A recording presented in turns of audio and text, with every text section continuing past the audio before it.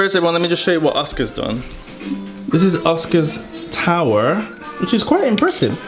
Let's be honest, he's 18 months old and he's making a tower like this out of his little blocks. Not bad. Oh. Anyway, people are asking me what I'm doing, what I'm up to, and the answer is nothing. I'm just listening to lots of YouTube videos talking about the coronavirus and all sorts, and playing with Oscar, and that's about it.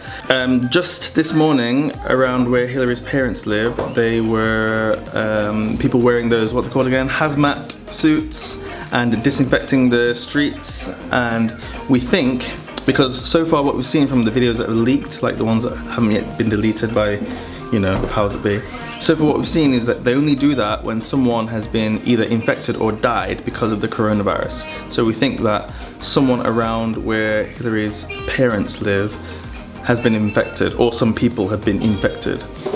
So there's that. So far around where we are, nothing. But anyway, just because someone around there has been infected doesn't mean that Hillary's family will be infected, because like you have to come really close to the people to actually get it. But it does mean that they need to be careful.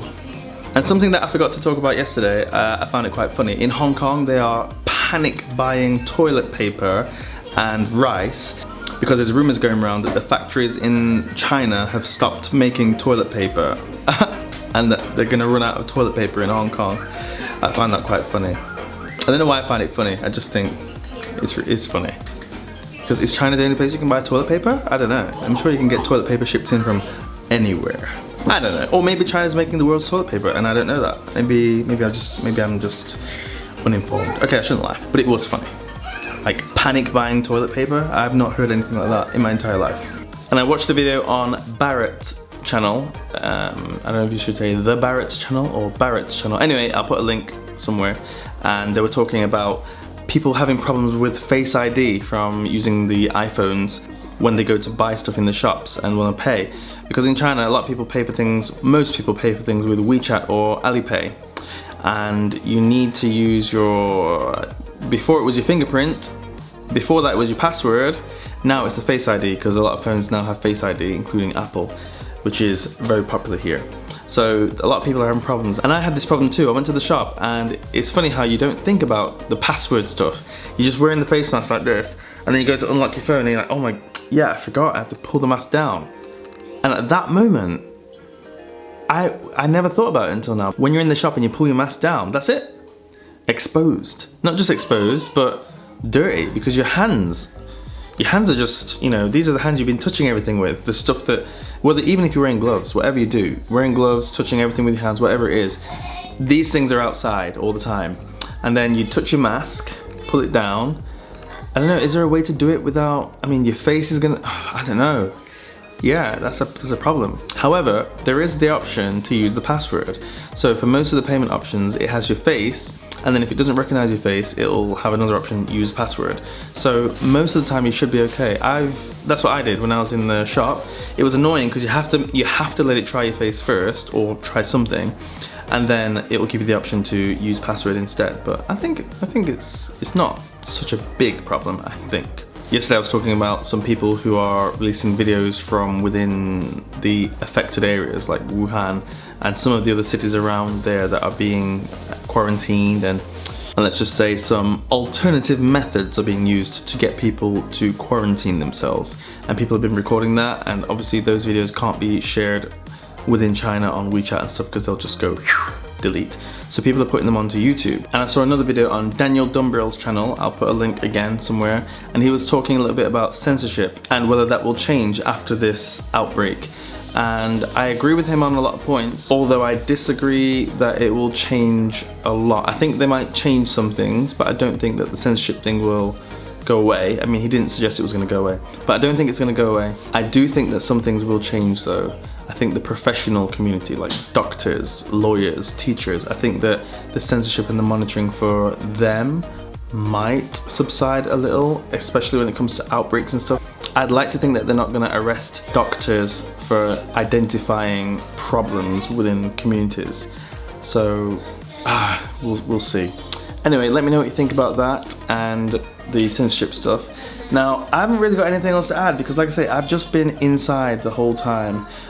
That ferry though, I talked about the ferry yesterday, the ferry that's off the coast of, oh my god, I forgot again. It's off the coast of Hong Kong.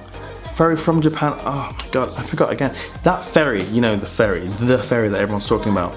I feel like everyone on there is gonna have it by the end of this.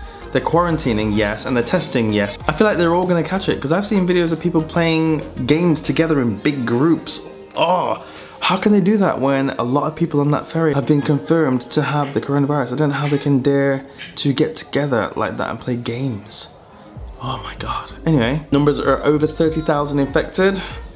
Tomorrow I'm guessing 35,000 infected, and probably some more deaths around the world, sadly. We are still quarantining here. Something I wanted to add into this video is a lot of people don't quite understand how big the area of China is that's affected. So I've looked at the stats, and let's just use England, not the UK, just England, all right? So England has an area of 130,000 square kilometers, and the affected area of China, so the county, the province that Wuhan is in, is Hubei, and that has an area of 185,000 square kilometers. So that's bigger than England, the area that's affected. So that's bigger than the area of the whole of England. Now if we're talking about the UK in general, like all of the UK, the whole of the UK has an area of 242,000 square kilometers. 242,000 square kilometers. Now, if that was a province in China, it would be province number 9 in China. So you can imagine just how big China is. And if England on its own with 130,000 square kilometers? Yeah. So if England on its own with 130,000 square kilometers, if that was a province of China, it would be province number 23. So the area is absolutely massive, and it's on lockdown. Think about that. We do have a roommate who is due to come back to this apartment over the next couple of days. So we are a little bit worried about that. He's been told that he needs to self-quarantine for 2 weeks before he can go back to work, but by self-quarantining, he's gonna be with us, which is a bit weird. Well, I guess, yeah, I don't know what choice he has and what choice we have. So that will be interesting. We'll be like disinfecting everywhere that he goes just in case he's bringing back the coronavirus. Although he's not from the affected area, he's from the north of China, but still, it's a bit, you know, we've been in this sort of quarantine zone for the last 2-3 weeks, whatever, like without going out and being affected and infected by people. And then someone else who's gonna have taken a train filled with people to come back to live with us and then self-quarantine with us. It's all a bit weird. I don't know what choices we have there right now, unless we go to a hotel for 2 weeks.